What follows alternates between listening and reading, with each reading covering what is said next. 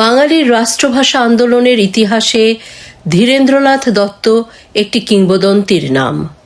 1952 সেই রক্তঝরা রাজপথের সংগ্রামের 4 বছর আগেই তিনি পাকিস্তান রাষ্ট্রের সর্বোচ্চ নীতি নির্ধারণী ফোরামে দাঁড়িয়ে বাংলার হয়ে লড়েছিলেন।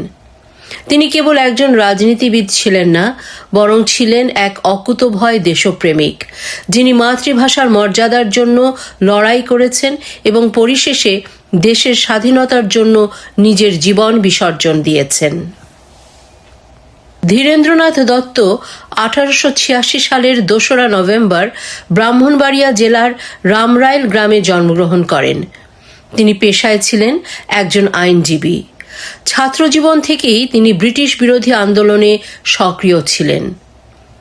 দেশভাগের পর তিনি পূর্ব পাকিস্তানের গণপরিষদের সদস্য নির্বাচিত হন। অসাম্প্রদায়িক রাজনীতি ও মানবতাবাদের প্রতি তাঁর ছিল অবিচল আস্থা। ভাষা আন্দোলনের ইতিহাসের পাতায় 25শে ফেব্রুয়ারি 1948 একটি স্বর্ণাক্ষরে লিখিত দিন। করাচিতে অনুষ্ঠিত পাকিস্তান গণপরিষদের অধিবেশনে তিনি একটি সংশোধনী প্রস্তাব উত্থাপন করেন। তিনি দাবি করেন যে পাকিস্তানের সংখ্যাগরিষ্ঠ মানুষের ভাষা হিসেবে উর্দুর পাশাপাশি বাংলাকেও গণপরিষদের দাপ্তরিক ভাষা হিসেবে অন্তর্ভুক্ত করতে হবে। তাঁর সেই সাহসী প্রস্তাব মুসলিম লীগের নেতারা সরাসরি প্রত্যাখ্যান করলেও তা পূর্ব বাংলার মানুষের মনে দাবানল জানিয়ে দেয়। মূলত ধীরেন্দ্রনাথ দত্তের সেই প্রস্তাবই ছিল ভাষা আন্দোলনের আনুষ্ঠানিক ভিত্তিপ্রস্তর।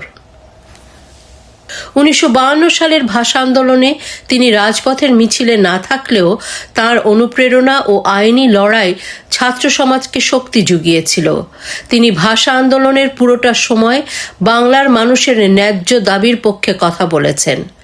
পরবর্তীকালে 1956 সালে যখন বাংলা রাষ্ট্রভাষার মর্যাদা পায়, তখন সেটি ছিল তাঁরই দীর্ঘ সংগ্রামের এক বিশাল বিজয়।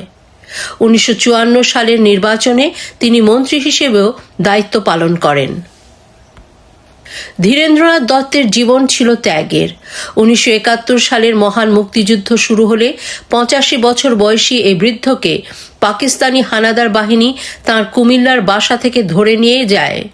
ময়নামতি সেনানিবাসে তাঁর উপর অমানসিক নির্যাতন চালানো হয় এবং সেখানেই তাঁকে নির্মমভাবে হত্যা করা হয়।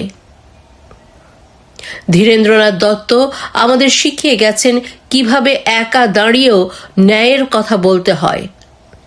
তাঁর সেই ঐতিহাসিক প্রস্তাবই আজ বাংলা ভাষাকে বিশ্বের দরবারে মর্যাদার আসনে বসিয়েছে। তাই তিনি মরণোত্তর স্বাধীনতা পদকে ভূষিত হন। ভাষা ও স্বাধীনতার জন্য তাঁর এই আত্মত্যাগ বাঙালির হৃদয়ে অম্লান হয়ে থাকবে।